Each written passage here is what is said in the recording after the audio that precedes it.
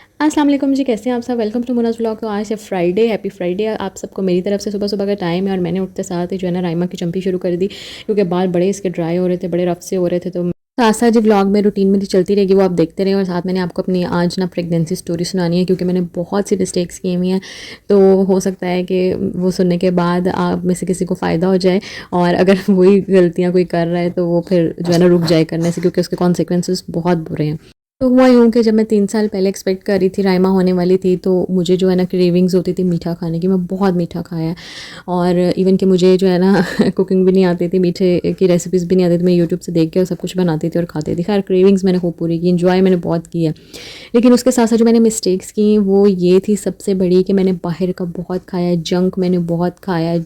मतलब बगैर सोचे समझे कि ये चीज़ मेरे लिए सही है या नहीं सही है, मैं खाती रही। और मेडिसिन्स मैंने नहीं ली। मैंने आयरन की जो टैबलेट थी वो मुझे बहुत तंग करती थी, बहुत ज़्यादा। तो मैं जो ना वो नहीं, मैं स्किप कर देती थी, लेती नहीं थी, डस्टबिन में फेंक देती थी। फिर हुआ यूँ कि मेरा एचबी बहुत लो हो गया, 8 पे पहुंच गया। और उसके अलावा क्योंकि एंड पे तो वैसे ही बहुत जल्दी ड्रॉप होता है, तो मुझे पता ही नहीं था कि इसका क्या क्या नुकसान होना है बाद में। तो खैर फिर वो ड्रिप्स लगी और वो सारा हुआ। राइमा सी सेक्शन से फिर पैदा हुई। और फिर उसके बाद जो मैंने सबसे बड़ी मिस्टेक की कि राइमा पैदा हुई, उसके बाद जो मुझे शदीद डिप्रेशन हो गया। और मुझे बस था कि यार वेट बहुत ज़्यादा हो गया है, कम करना है, कम करना है, मुझे फिर से फिट लगना है, मुझे पहले जैसा लगना है। मैं मतलब क्या हो गया मेरे साथ, वो सोच सोच के मतलब और ज़्यादा डिप्रेशन हो रहा था। तो मैंने जो फिर डाइटिंग स्टार्ट कर दी फ़ौरन। और उसके बाद क्या हुआ, उसके बाद जो हुआ ना मैं आपको बता नहीं सकती। अब बहुत से लोग कहेंगे यार ऐसे कैसे हो गया, आपको बताने वाला कोई नहीं था, आप किसी के पास नहीं रही, ये था वो था।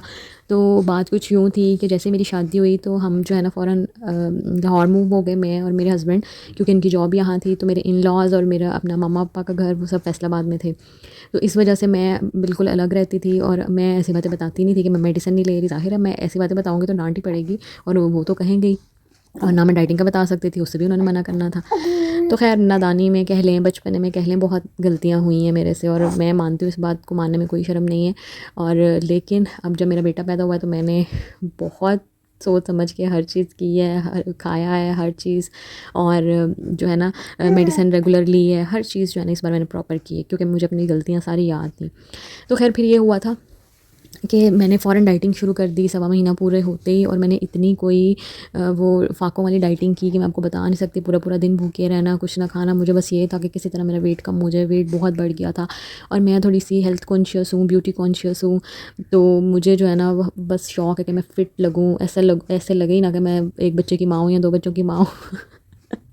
दो होता है बस लड़कियों को इन चीज़ों का ना क्रेज़, और मुझे बहुत था। नई नई शादी हुई हुई थी और फ़ौरन से मैं एक्सपेक्ट करने लग गई।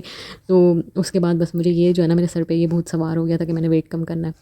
तो खैर इस चक्कर में जी मैं बहुत, मेरी तबीयत ख़राब हो गई। उसके बाद जो है ना इतनी मेरी तबीयत ख़राब कि मैं जब उठती थी बेड से तो मेरे पूरी बॉडी के जॉइंट्स दुखते थे, मुझसे खड़ा नहीं हुआ जाता था, मुझसे कोई प्लेट नहीं पकड़ी जाती थी, जॉइंट्स में इतनी पेन रहती थी, इस कदर मेरा बुरा हाल हो गया था। तो खैर फिर डॉक्टर पास गई, और डॉक्टर ने मतलब उस टाइम पे तो मुझे पेन किलर दे दी कि थोड़ा रिलीफ मिल जाए मसल्स के लिए और जॉइंट्स के लिए। फिर मेरे सारे टेस्ट हुए प्रॉपर, यूरिक एसिड का, सीबीसी का और विटामिन डी का।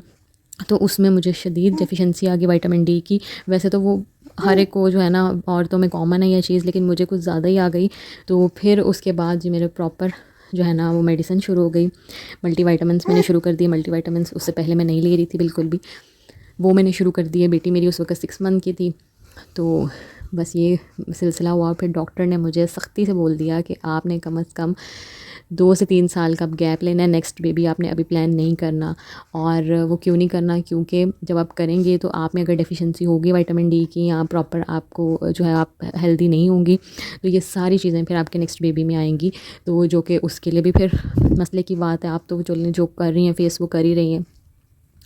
तो फिर बस मैंने तहैया कर लिया कि यार नहीं, मैंने गैप लेना है, और मैंने फिर जो है ना वो प्रॉपर गैप लिया। वैसे भी आई थिंक फैमिली प्लानिंग बहुत ज़रूरी है बच्चों में, जो है ना कम से कम 3 साल का गैप ज़रूरी है, माँ के लिए भी और बच्चे के लिए भी। तो ये चीज़ तो खैर हर जो है ना वो पढ़े लिखे बंदे को और अक्लमंद बंदे को पता ही होती है, इसमें कोई ऐसी बात नहीं है। तो खैर उसके बाद मैंने प्रॉपर मेडिसिन ली, अपनी मल्टीविटामिन्स ले रही हूँ और अभी तक ले रही हूँ। और जैसे जैसे मुझे डॉक्टर ने बुलाया, हर अपॉइंटमेंट पे मैं जाती थी, चेकअप होता था, टेस्ट वगैरह दोबारा होते थे।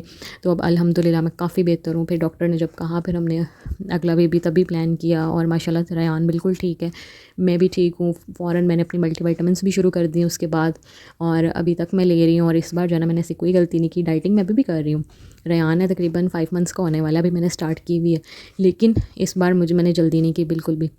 और इस बार मैं इंटरमिटेंट फास्टिंग कर रही हूँ, तो उसमें भी जो है ना, मैं अपने प्रॉपर मील ले रही हूँ। भूख लगती है तो मैं ज़्यादा भी खा लेती हूँ, लेकिन ये है कि मैं जंक नहीं खा रही और शुगर बिल्कुल कट ऑफ की हुई है। तो इस तरह से हेल्दी वे में कर रही हूँ, स्लोली एंड स्टेडीली। तो ये थी जी मेरी प्रेगनेंसी स्टोरी। बाकी इंशाल्लाह अगर किसी को हेल्प हुई हो तो बहुत अच्छी बात है। अगर आपको वीडियो अच्छी लगी हो तो लाइक ज़रूर कीजिएगा। इंशाल्लाह फिर आपसे कोई अच्छे से टॉपिक पे बात करूँगी डिटेल में।